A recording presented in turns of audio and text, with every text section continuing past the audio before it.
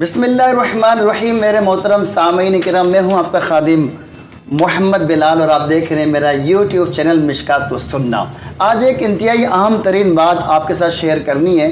جب بھی یہ بقرعید کا جب موسم آتا ہے تو بہت سے دین بیزار اور اسلام دشمن عناصر یہ باہر آ جاتے ہیں اور وہ کہتے ہیں جناب قربانی کرنا یہ جانوروں پر ظلم ہے۔ تو آئیے ذرا ہم سمجھتے ہیں کہ یہ ظلم ہے یا یہ فتنہ پرداز لوگ ہیں۔ تو ذرا دیکھیں کہ اسپین میں ہزاروں بیلوں کو ہلاک کر دیا جاتا ہے، انہیں تکلیفیں دی جاتی ہیں۔ جب کوئی پوچھتا ہے یہ کیا تو کہتے ہیں کہ یہ تو ہمارا کھیل ہے۔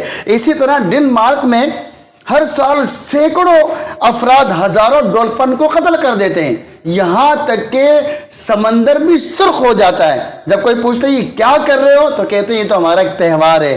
اسی طرح یہودیوں کے گروہ ہے کہ وہ مرغیوں کو پتھر مار مار کر قتل کر دیتے ہیں۔ کوئی پوچھتے ہیں جناب ایسا کیوں کر رہے ہو، کہہ رہا یہ تو ہمارا عقیدہ ہے، اس طرح ہمارے گناہ معاف ہو جاتے ہیں۔ اور جب عیسائی لوگ یعنی مسیحی لوگ بھارتی ایک پرندے کو ذبح کر دیتے ہیں سینکڑوں کی تعداد میں نئے سال کے دن، اور کوئی پوچھتا جناب یہ جانوروں کو ذبح کیوں کر دیا تو کہتے ہیں تو ہماری مرغوب غذا ہے۔ مگر جب مسلمان ہر سال عید الاضحیٰ کے دن قربانی کرتا ہے تو یہ لبرل طبقہ، یہ دین بیزار لوگ اور یہ جناب والا کفاروں کی پلی ہوئی نسلیں یہ جناب سوشل میڈیا پر نمودار ہو جاتے ہیں اور کہتے ہیں قربانی کرنا یہ جانوروں پر ظلم ہے۔ اس سے بہتر تو یہ تھا کہ یہ رقم کسی مسکین کو دے دیتے۔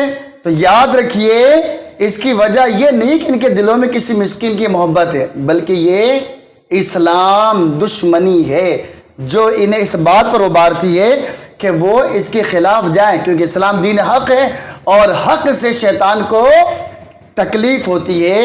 لہذا ہمیں قربانی کے حوالے سے وسوسوں کا شکار نہیں ہونا چاہیے، اور جو اعتراض کرتے ہیں ان سے پوچھئے کہ جو لاکھوں جانور تم ہلاک کر دیتے اس کی کیا دلیل ہے۔